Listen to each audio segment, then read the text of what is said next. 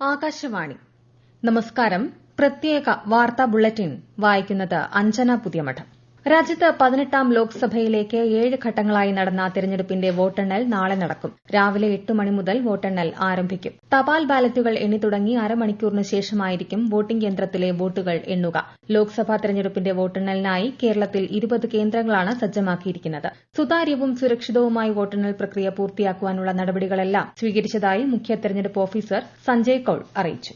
ലോക്സഭാ തെരഞ്ഞെടുപ്പിന്റെ വോട്ടെണ്ണൽ കേന്ദ്രങ്ങളിൽ കേന്ദ്ര സായുധ പോലീസ് സേനയുടെ ത്രിതല സുരക്ഷാ സംവിധാനം ഏർപ്പെടുത്തിയതായി മുഖ്യ തെരഞ്ഞെടുപ്പ് കമ്മീഷണർ രാജീവ് കുമാർ. വോട്ടെണ്ണൽ കേന്ദ്രങ്ങളിൽ 24 മണിക്കൂറും സിസിടിവി കവറേജും ഓരോ കൌണ്ടിംഗ് ടേബിളിലും മൈക്രോ ഒബ്സർവർ സംവിധാനവും ഉണ്ടായിരിക്കുമെന്നും അദ്ദേഹം പറഞ്ഞു. ന്യൂഡൽഹിയിൽ വാർത്താ സമ്മേളനത്തിൽ സംസാരിക്കുകയായിരുന്നു അദ്ദേഹം.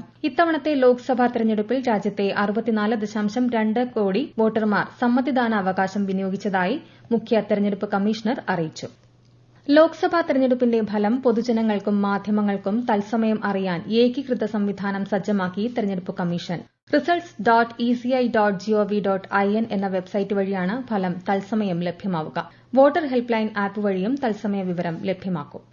ദക്ഷിണേന്ത്യയിൽ ബിജെപി ഇതുവരെയില്ലാത്ത മുന്നേറ്റമുണ്ടാക്കുമെന്ന് പ്രതീക്ഷിക്കുന്നതായി തിരുവനന്തപുരത്തെ എൻഡിഎ സ്ഥാനാർത്ഥിയും കേന്ദ്രമന്ത്രിയുമായ രാജീവ് ചന്ദ്രശേഖർ. അതേസമയം എക്സിറ്റ് പോളിനെ പൂർണ്ണമായും വിശ്വസിക്കാനാവില്ലെന്ന് വടകര മണ്ഡലം എൽഡിഎഫ് സ്ഥാനാർത്ഥിയും എംഎൽഎയുമായ കെ ശൈലജ പ്രതികരിച്ചു.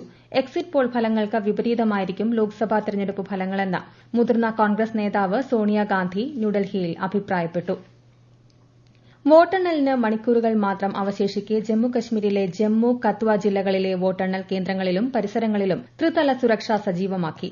റിട്ടേണിംഗ് ഓഫീസറും ജമ്മു ജില്ലാ മജിസ്ട്രേറ്റുമായ സച്ചിൻ കുമാർ വൈശ്യ സുരക്ഷാ നടപടികളും അവശ്യ സൌകര്യങ്ങളും വിലയിരുത്തി. സാമൂഹിക വിരുദ്ധമോ ദേശവിരുദ്ധമോ ആയ പ്രവർത്തനങ്ങൾ നിരീക്ഷിക്കുന്നതിനും തടയുന്നതിനുമായി അന്താരാഷ്ട്ര അതിർത്തിയിലും അന്തർജില്ലാ ചെക്ക് പോസ്റ്റുകളിലും സുരക്ഷ വർദ്ധിപ്പിച്ചിട്ടുണ്ട്.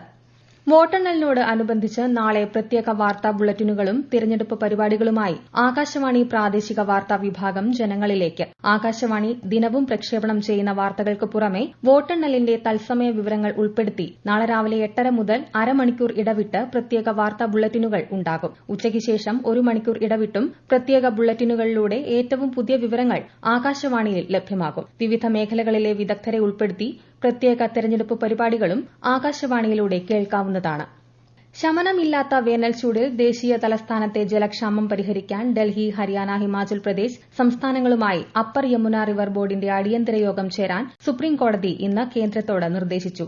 ജസ്റ്റിസുമാരായ പി.കെ. മിശ്രയും കെ.വി. വിശ്വനാഥനും ഉൾപ്പെട്ട അവധിക്കാല ബെഞ്ചാണ് ജൂൺ 5-ന് യോഗം ചേരാൻ ഉത്തരവിട്ടത്. വസീറാബാദ് ബാരേജ് വഴി ഹിമാചൽ പ്രദേശ് നൽകുന്ന മിച്ചജലം വിട്ടുനൽകാൻ ഹരിയാനയോട് നിർദ്ദേശിക്കണമെന്നാവശ്യപ്പെട്ട് ഡൽഹി സർക്കാർ നൽകിയ ഹർജിയിൽ വാദം കേൾക്കുകയായിരുന്നു കോടതി. ജമ്മുകശ്മീരിലെ പുൽവാമ ജില്ലയിലെ നിഹാമ ഗ്രാമത്തിൽ സുരക്ഷാസേനയുടെ സംയുക്ത സംഘം ഏറ്റുമുട്ടലിൽ 2 ഭീകരരെ വധിച്ചു. പ്രദേശത്ത് ഭീകരരുടെ സാന്നിധ്യമുണ്ടെന്ന് രഹസ്യാന്വേഷണ ഏജൻസികൾക്ക് ലഭിച്ച വിവരത്തെ തുടർന്ന് പുലർച്ചെയാണ് ഏറ്റുമുട്ടൽ ആരംഭിച്ചത്. കൊല്ലപ്പെട്ട ഭീകരരെ തിരിച്ചറിയാനുള്ള ശ്രമങ്ങൾ തുടരുകയാണ്. സിറിയയുടെ വടക്കൻ പ്രവിശ്യയായ അലപ്പോയിൽ ഇസ്രായേൽ നടത്തിയ വ്യോമാക്രമണത്തിൽ 12 ഇറാൻ അനുകൂല സായുധ പോരാളികൾ കൊല്ലപ്പെട്ടു. അലപ്പോയുടെ ഗ്രാമപ്രദേശങ്ങളിലും വടക്കുപടിഞ്ഞാറുള്ള ഹയ്യാൻ പട്ടണത്തിലുമാണ് ആക്രമണം ഉണ്ടായത്. സിറിയയിൽ സ്വാധീനമുള്ള ലബനീസ് ഹിസ്ബുള്ള ഗ്രൂപ്പിനും ഇറാൻ സായുധ സംഘത്തിനും നേരെ കഴിഞ്ഞ 1 മാസമായി ഇസ്രായേൽ ആക്രമണം തുടരുകയാണ്. ജപ്പാനിൽ ഇഷികാവയിലെ നോട്ടോ മേഖലയിൽ ഇന്ന് നേരിയ ഭൂചലനം ഉണ്ടായി. ഇന്ത്യൻ സമയം രാവിലെ 6:31-നാണ് റിക്ടർ സ്കെയിലിൽ 6 തീവ്രത രേഖപ്പെടുത്തിയ ഭൂചലനം ഉണ്ടായത്. മേഖലയിൽ 14 കിലോമീറ്റർ ആഴത്തിലാണ് ഭൂചലനം അനുഭവപ്പെട്ടത്. ഇതിനു പുറമെ രാവിലെ 6:40ഓടെ നോട്ടോ പെനിൻസുലയിൽ 4.8 തീവ്രത രേഖപ്പെടുത്തിയ ഭൂചലനം ഉൾപ്പെടെ ചെറു ഭൂചലനങ്ങൾ ഉണ്ടായതായും റിപ്പോർട്ടുണ്ട്. ക്ഷേത്രാങ്കണങ്ങളും കാവുകളും കുളങ്ങളും സംരക്ഷിക്കാനുള്ള ദേവാങ്കണം ചാരുഹരിതം പദ്ധതി ഒരുങ്ങുന്നു. സംസ്ഥാനത്തെ 5 ദേവസ്വം ബോർഡുകളുടെയും നേതൃത്വത്തിൽ ലോക പരിസ്ഥിതി ദിനമായ മറ്റന്നാൾ ക്ഷേത്രങ്ങളുടെ പരിസരം വൃത്തിയാക്കി വൃക്ഷങ്ങളും പൂച്ചെടികളും നടണമെന്ന് ദേവസ്വം മന്ത്രി കെ രാധാകൃഷ്ണൻ അഭ്യർത്ഥിച്ചു. ക്ഷേത്രങ്ങളിലെ നിത്യപൂജകൾക്ക് ഉപയോഗിക്കാവുന്ന പൂച്ചെടികൾ കൂടുതലായി നടണമെന്നും മന്ത്രി പറഞ്ഞു. തിരുവനന്തപുരം നഗരത്തിലെ വിവിധയിടങ്ങളിൽ മറ്റന്നാൾ മുതൽ വെള്ളിയാഴ്ച വരെ ജലവിതരണം തടസ്സപ്പെടും. കേരള വാട്ടർ അതോറിറ്റിയുടെ PTB നഗറിലുള്ള ഭൂതല ജലസംഭരണിയുടെ ശുചീകരണം, കുണ്ടമൺകടവ് പമ്പ് ഹൌസിലെ ഇലക്ട്രിക്കൽ പാനൽ ബോർഡ് മാറ്റിവെക്കൽ എന്നിവ നടക്കുന്നതിനാലാണ് ജലവിതരണം തടസ്സപ്പെടുക. പ്രത്യേക വാർത്താ ബുള്ളറ്റിൻ കഴിഞ്ഞു. അടുത്ത വാർത്താ പ്രക്ഷേപണം നാളെ രാവിലെ 6:45-ന്.